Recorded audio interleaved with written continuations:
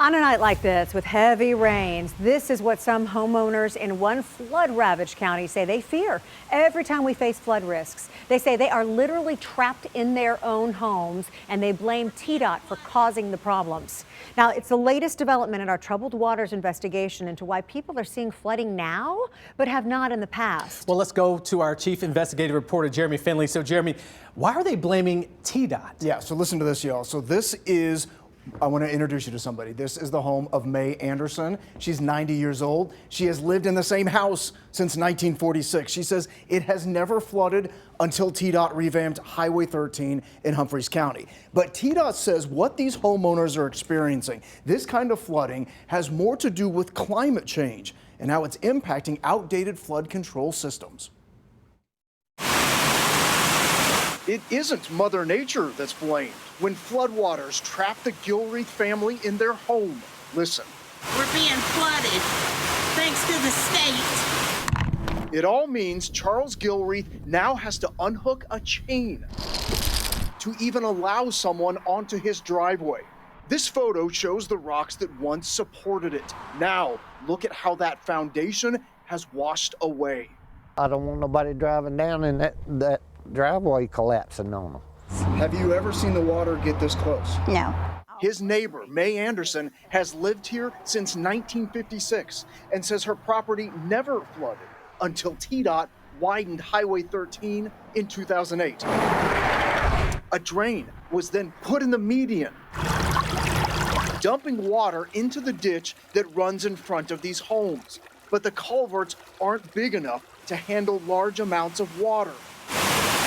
There's nowhere for the surge to go but towards the homes. Look at how it's eroding Anderson's land. I think that part of my yard away from me.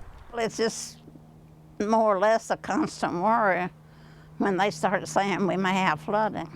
Is this an example of TDOT just not planning appropriately to handle this water? I think that's a tough question. A question TDOT has faced before. Last month, just up the road on Highway 13, News 4 Investigates told you how TDOT's management of a culvert and overgrown ditch is also blamed for flooding at Paul Turner's property. TDOT says both culvert systems can't keep up with increasing rains.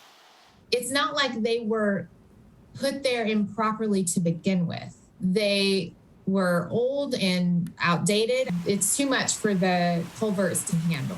It's happening everywhere. That's the warning Zach Bartscherer is spreading at the state capitol. The flood expert from the Pew Charitable Trust met with lawmakers, urging them to take action now as the state grapples with unprecedented rainfall. It's a scary trend and one that we can't escape from. But what we can do is really, take the steps now to prepare our critical infrastructure. But it's the speed of improving infrastructure that has these neighbors frustrated. They complained to TDOT last October. TDOT wants to add more culverts here, but it's still in the permit consideration process 5 months later. What do you say to these homeowners? Is the message right now you're just going to have to sit and wait? We could have gotten that permit filed sooner. Fully understand. But unfortunately, getting the permit approved has taken more time than we anticipated, and our hands are tied there. In the meantime, Gilreath will keep chaining off his driveway, remembering that even he couldn't use it during the last flood. I was trapped. I couldn't drive across this because I was afraid it'd wash me into the creek. Wow. Well, Jeremy, we know these people are trapped when these floods happen here. What is the latest, though, to TDOT's responses here? All right, Tracy, so I just checked with them tonight.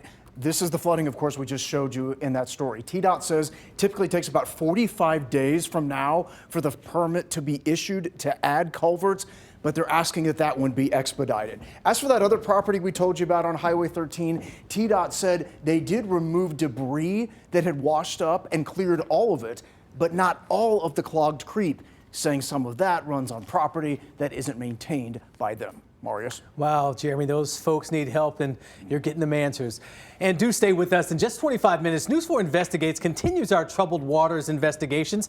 After the deadly flooding in Waverly, you'll see how our Investigates team pinpointed where the surge of water came from and how we held elected officials accountable, and finally tracked how donated money was spent.